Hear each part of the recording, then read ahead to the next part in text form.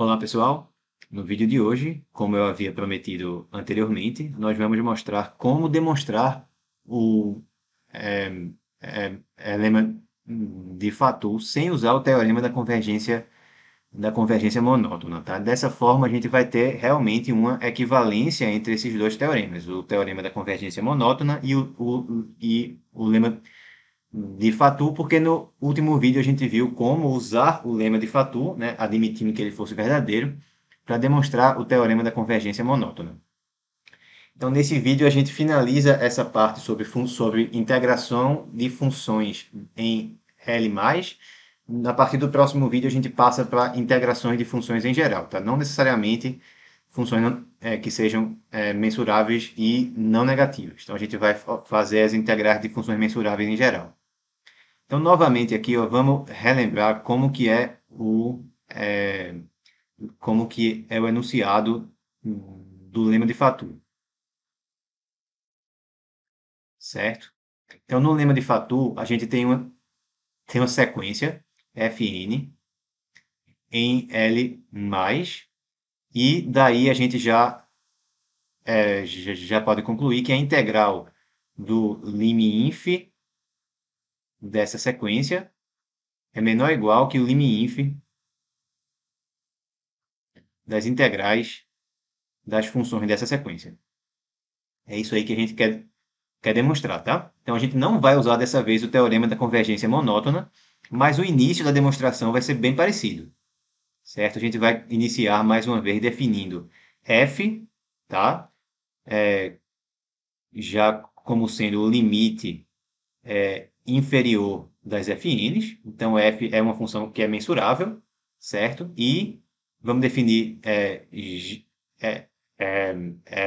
essa gn aqui como sendo o ínfimo, certo? Para k maior ou igual a n de f k, beleza? Então, assim como a gente viu na outra demonstração que a gente deu para o lema de Fatou, a gente já sabe duas coisas daqui, certo? A gente já sabe que Gn é menor ou igual a Fn para todo n, beleza? Porque Gn é o ínfimo desses valores aqui, ó, e dentre esses valores é justamente o Fn.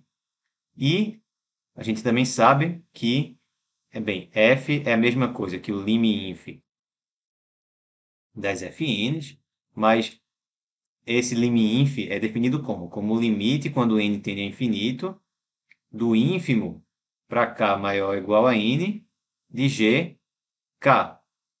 Desculpa, de g, não, né? De fk. Beleza? Ou seja, ínfimo para k maior ou igual a n de fk é justamente o gn. Então, isso aqui é o limite, quando n tende a infinito, de gn, certo? A gente tem que lembrar disso daqui. Bem, então, lembra também que Gn ela é uma sequência que, à medida que eu aumento n, tá? Eu vou aumentando a minha função, tá? Então, nesse caso, eu tenho que Gn, ela vai convergir de maneira crescente para a f. Então, essas partes aqui são as mesmas coisas que a gente já tinha visto antes, tá bom? Por conta disso, as integrais de Gn, certo? Vão formar uma sequência não decrescente de números reais. Portanto, o limite delas existe, certo? Apesar que pode ser que seja infinito, mas, certo? Não teria problema se fosse infinito, porque a gente está considerando aqui a reta estendida, certo? Então, essa é uma observação aí que também é importante, tá? O limite das integrais das Gn's existe, podendo ser infinito. Não existe em R barra, né? São os reais, incluindo certo, incluindo o mais infinito. Tá bom? Então, no caso aqui, esse limite existe, vamos já deixar assim, né? Como a gente está trabalhando. Beleza, então o que é que a gente tem que fazer aqui? Vamos começar definindo é, esses conjuntos, certo? Que eu vou escrever aqui agora. inicialmente, certo? Seja φ uma função simples, tá? Tal que ela está entre 0 e f, certo? Então, defina o conjunto B, N, φ e T, certo? Então, defina para N natural e T entre 0 e 1, esse conjunto aqui, ó, é o conjunto dos x no nosso espaço, tá aqui T vezes φ de x é menor ou igual a Gn de x. Então, o que é que a gente sabe sobre esses conjuntos? A primeira coisa que a gente sabe é que eles são mensuráveis. Então, Bn de φ e T sempre pertence à nossa sigma-álgebra. Bem, como que a gente verifica isso, né? Vamos dizer que a representação da φ, a representação canônica da φ, seja somatório, tá, de j igual a 1 até m de aj, tá, vezes função característica de EJ, certo? Dessa forma, a gente pode ver esses Bns de φ e t como sendo, bem, a união para j de 1 até m, certo? Então, ó, o φ ele pode ser zero, né? Ou, se o meu elemento x estiver dentro de algum dos EJs, aí a φ vai dar justamente o AJ. Tá? Então, fixado é um dos J's, ou vai dar zero, certo? Ou vai dar justamente o AJ. Se der zero, não tem o que fazer, porque Gn é uma função não negativa, certo? Então, se der AJ, quer dizer que x pertence à imagem inversa. X pertence à imagem inversa, então está em Gn a menos 1 de quem? Do intervalo fechado de t vezes c até mais infinito, certo? Então, x pertence a essa imagem inversa. Sendo que o x também, para que o φ de x ele valha, não é c, desculpa, seria aj aqui. Não sei de onde que eu tirei esse c, certo? Seria t vezes aj, certo? Só que para que o φ de x dê aj, o x tem que estar no EJ. Então, interseção EJ. Beleza, então EJ é um conjunto que é mensurável, Gn é uma função mensurável, isso aqui é um intervalo, né? É um intervalo fechado da reta, então é um boreliano, é um conjunto mensurável na reta, imagem inversa de mensurável é mensurável, então interseção de mensuráveis é mensurável, e união finita de mensuráveis é mensurável. Então isso mostra que Bn φt é mensurável. Beleza, ele é um elemento da nossa sigma-álgebra. Segunda observação para fazer aqui é que Bn de φ e t está sempre contido em Bn mais 1 de φ e t. Essa é fácil de verificar, né? Basta perceber que Gn de x é sempre menor ou igual a Gn mais 1 de x. Como a gente tinha observado, os Gns, ó, eles formam uma sequência monótona que é não decrescente. Então, se eu tiver nesse conjunto aqui, tá? No conjunto que é com o n, então tφ de x é menor ou igual que Gn de x, que é menor ou igual que Gn mais 1 de x. Portanto, o x também está no conjunto com o n mais 1. Então, aqui não tem o que a gente fazer. Terceira observação é que a união de todos esses, tá? De n igual a 1 até infinito, de b, n, φ e t, é o espaço inteiro. Como que eu verifico isso? Então, suponha que não é, né? Então, se existe x em x, tal que esse elemento não está em nenhum dos meus dos conjuntos que formam essa união, tá? Para todo n. Então, o que é que isso significa? Como que é a definição aqui, ó? A definição, se ele tiver no Bn de φt, então t φ de x é menor ou igual que Gn de x. Então, se ele não está, então Gn de x é menor do que t φ de x, certo? Para todo n. Então, fazendo o n tender a infinito, o que é que vai dar? Gn de x converge para quem? A gente sabe que converge para f. Então, a gente vai ter f de x, tá certo? Menor ou igual a t φ de x. Sendo que t está entre 0 e 1. Então, isso aqui é menor do que φ de x. Mas isso é uma contradição. Por quê? Porque a gente começou supondo que φ era uma função simples que era menor ou igual a f, mas a gente achou um ponto tal que f de x é menor do que φ de x. Contradição. Certo? Contradição, então, mostrando justamente esse item 3 que a gente verificou aí, certo? Daí, ó, lembra mais uma vez,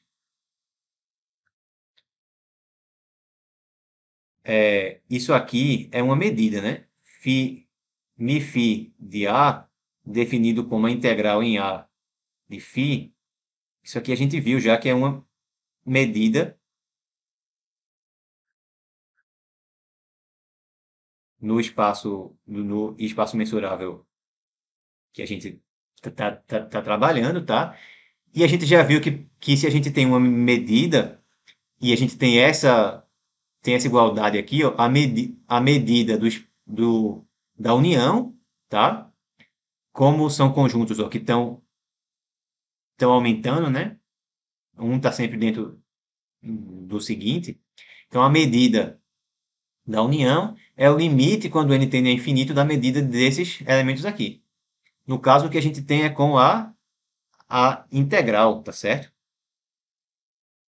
Segue então o quê? Segue então que a integral de φ no espaço inteiro é o limite, quando n tende a infinito, da integral de φ nos b, n, φ e t.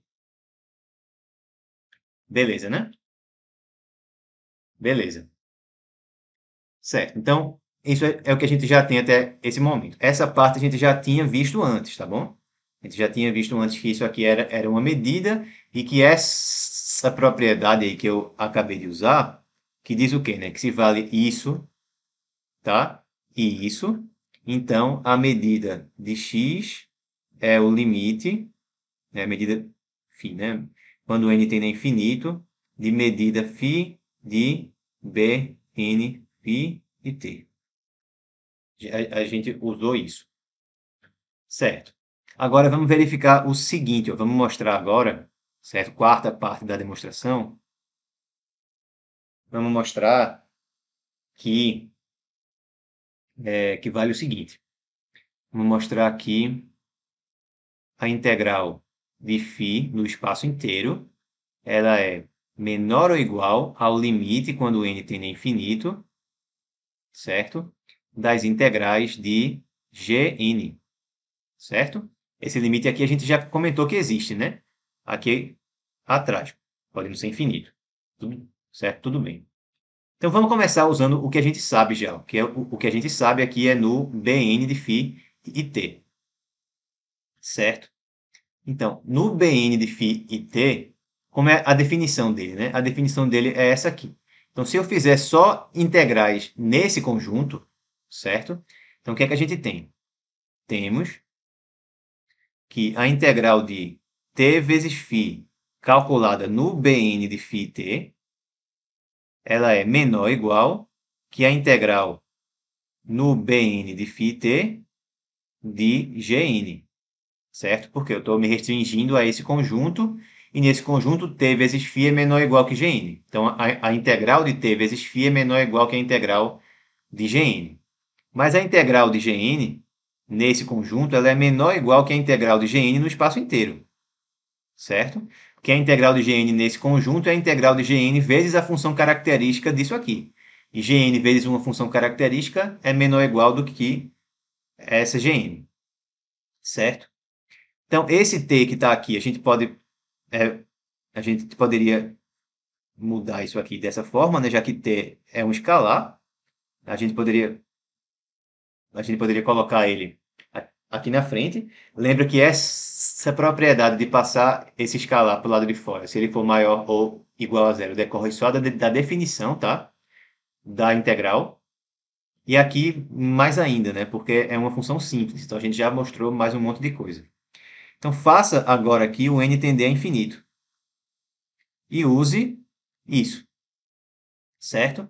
Então, fazendo n tender a infinito, o limite dessa parte aqui vai dar justamente a integral de φ no espaço inteiro, certo? E do lado de cá, eu vou ter justamente o limite dessas integrais quando n tender a infinito. Então, a gente vai ter t integral de φ no espaço inteiro, menor ou igual ao limite, quando n tender a infinito, certo? De Gn. E isso vale para todo t entre 0 e 1. Agora faça, certo? T tender a 1 é pela esquerda. Então, o que é que a gente vai dar?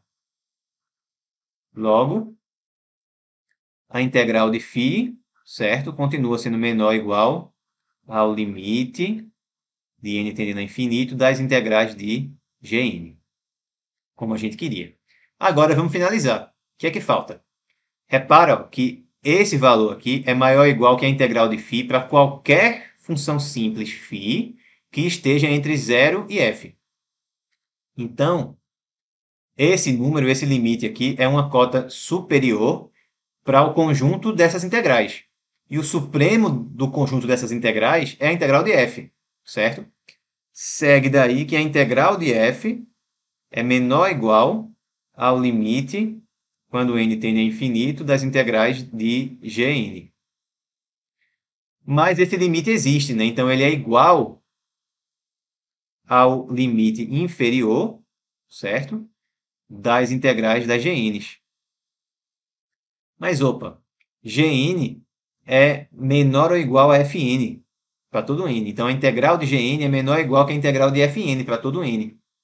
Então, aplicando isso aqui, vai me dar menor ou igual ao limite inf das integrais de Fn. Então, a gente demonstrou o que a gente queria. A integral de f, né, que é a integral justamente do limite inferior das Fn's, é menor ou igual que o limite inferior das integrais das Fn's. Fim da demonstração. Certo? Então, é assim que a gente demonstra esse resultado, o lema de Fatou, sem usar o teorema da convergência monótona. Daí, tá? Consequentemente,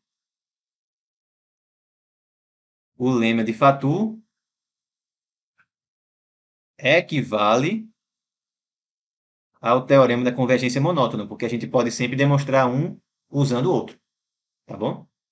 E para a gente finalizar essa parte, vamos ver só mais uma proposição, que vai mostrar basicamente dois resultados para a gente, tá? Então, seja f em L+, tal que sua integral ela é finita. Beleza? Então, temos duas conclusões. A primeira conclusão é que, se eu chamar de o conjunto dos pontos x, tais que f de x é infinito, esse conjunto tem medida nula, certo? Tem medida nula, ou seja, uma função que tem, certo? Uma função mensurável não negativa, que tem uma integral finita, essa função ela é finita em quase todo ponto. E segunda observação é que o conjunto, vamos chamar esse conjunto aqui agora de F, tá certo? F vai ser o conjunto dos x, tais que f de x é maior que zero. Esse conjunto ele é sigma, é finito. O que é que significa isso? Dizer que um conjunto é sigma finito quer dizer que ele é a união numerável de conjuntos de medida finita. É isso que a gente vai demonstrar aqui. certo? Beleza. Então, para demonstrar o item 1, primeiramente observa que é um conjunto mensurável, tá? É um conjunto mensurável, porque ele é a imagem inversa de alguém aqui que está na reta estendida. E aí, repara que se a gente definir a função φ dada por n vezes a função característica de E, então φ é uma função simples, certo? E então φ é simples, tá? Φ é simples e não negativa, certo? Φ é maior ou igual a zero e é menor ou igual a f. Por quê? Porque se o x estiver fora de E, isso aqui dá zero. Então, é claro que f é maior ou igual a zero. Agora, se o x estiver em E, φ de x dá n, enquanto f de x dá infinito. Tá? Então, isso aqui sempre ocorre. Daí, certo? A integral de f é maior ou igual do que a integral de φ. A integral de f ela é maior ou igual do que a integral de φ. Mas quem é que é a integral de φ, né? A integral de φ ela é n vezes a medida de E, certo? Portanto, quem é que é a medida de E? A medida de E é menor ou igual a 1 sobre n vezes a medida de f, certo? Desculpa, vezes a integral de f. A integral de f ela é um número que é finito, tá certo? Então, quando n tende a infinito, isso aí vale para todo n. Quando n tende a infinito, isso aqui tende a zero. A única possibilidade de isso acontecer é se a medida de f for zero, certo? Então, realmente, esse conjunto dos pontos em que f assume o valor mais infinito, esse conjunto tem medida nula. Vamos para a segunda parte da demonstração. Eu tenho que mostrar que isso aqui é a união, certo? É numerável de conjuntos de medida finita. Então, inicialmente, defina Fn como sendo o conjunto dos x em x, tais que f de x é maior do que 1 dividido do que 1 sobre n. Então, é claro que f é a união de n igual a 1, certo? Até infinito, dos fn's, certo? Claro que essa união está contida em f, e se eu tiver alguém que está em f, certo? Como f de x é maior que zero, eu consigo algum n suficientemente grande, tal que 1 sobre n seja menor do que f de x. Então, certo? A gente tem essa união. Então, já temos uma união enumerável. Basta mostrar agora que cada fn tem medida finita. A ideia vai ser basicamente a mesma daqui de cima, tá? Então, agora seja φ igual a 1 sobre n vezes função característica de fn, certo? Então, φ é simples, certo? Φ é simples. E, de novo, 0 menor ou igual a φ, menor ou igual a f. O que importa é se o x estiver no fn, tá? Se estiver no fn, a φ de x dá 1 sobre n, enquanto f de x é maior do que 1 sobre n. Daí, de novo, mesma argumentação. A integral de f, certo? Ela é maior ou igual do que a integral de φ. Mas quem é que é a integral de φ nesse caso? Vai ser 1 sobre n, certo? Vai ser 1 sobre n, beleza? Vezes a medida de fn. Então, passando para o outro lado, medida de fn é menor ou igual do que n vezes a integral de f. Bem, a integral de f é finita, certo? N é um número natural, então isso aqui é finito, tá? Completando a demonstração, tá? Então, só para deixar mais claro, né? Dizer que o conjunto é sigma finito quer dizer que ele é a união enumerável de conjuntos de medida finita, certo? Beleza. Com isso aqui a gente finaliza essa parte sobre funções em L+. A partir da próxima aula a gente começa a falar sobre funções integráveis em geral, tá? Sobre integral de funções não necessariamente, né, sejam não negativas mensuráveis, tá bom? Então, um abraço a todos e até a nossa próxima aula.